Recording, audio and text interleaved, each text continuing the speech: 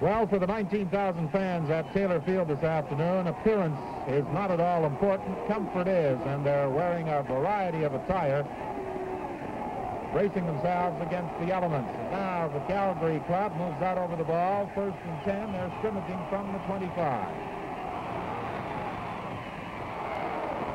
Hearn Harrison attempted to one-hand that Jerry Keeling throw, defended by Bruce Bennett. I think you have to give that Saskatchewan offensive line a lot of credit at this point, even to get field position at this point, getting Calgary back to their own 29-yard line with a severe wind against them.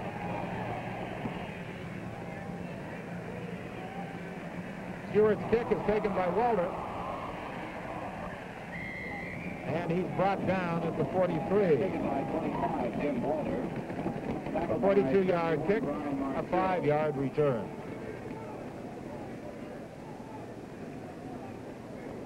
Taylor Field has been the scene of the longest punt ever in CFL history. Back in 1966, when Toronto was in town, Dave Mann kicked one 102 yards. I think you remember that one, Don. Who knows what might happen with that win today? Saskatchewan 1st and 10. And the ball's fumbled. Who's got it? No, it's still loose. And I believe Jim Furlong finally came up with it. Let's see where they ruled it dead. Frank, you were right before. You pointed out almost like a skating rink. Well, I don't know how to explain this one. There must be at least 5 or 6 different people. Wayne Harris appears to have the best chance to pick it up here.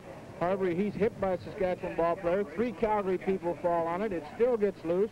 Brant has a chance to get it. Then Silas McKinney, and finally Jim Furlong, number 70, gets it and sets up Calgary with excellent field position once again at the 31-yard line.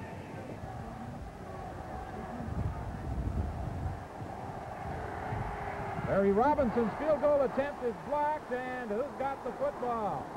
Wayne Shaw appears to have it in the middle of that pileup. It looks more like a rugger scrum than anything else. I believe Bill Baker blocked it. We'll get another opportunity to see it. Let's take a look once again and see if we can pick out who does block this.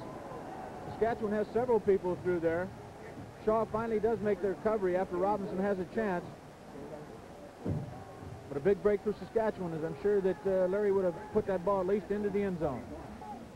Don, I just received a telegram from a fan in Calgary, a friend of mine, and it says, "Don't get cold weather here. Great, glad I stayed. Have lots of gasoline. Good luck."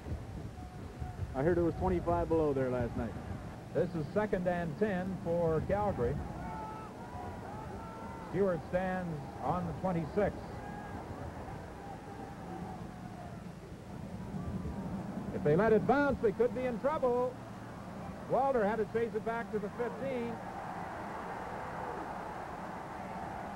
Still on his feet all the way to the 32. Tackled by Basil Bart as the gun sounds. At the end of the 1st quarter, the score is Calgary 9 and Saskatchewan nothing. We'll return to CFL action after this message.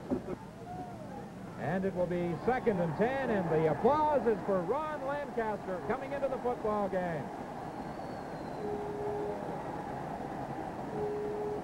Number 23, Ronnie Lancaster, has just come into the game, and that is something that the majority of people did not expect to see today. He suffered that badly bruised back in Saskatchewan. If you saw our pregame show, you saw him. And here's a quick kick.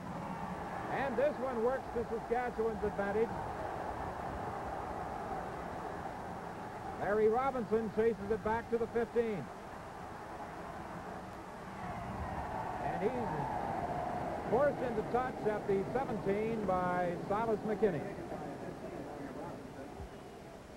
That was a pretty heady play, Frank. 63 yards, and I'm sure that Calgary anticipated a play, a pass perhaps, by Lancaster.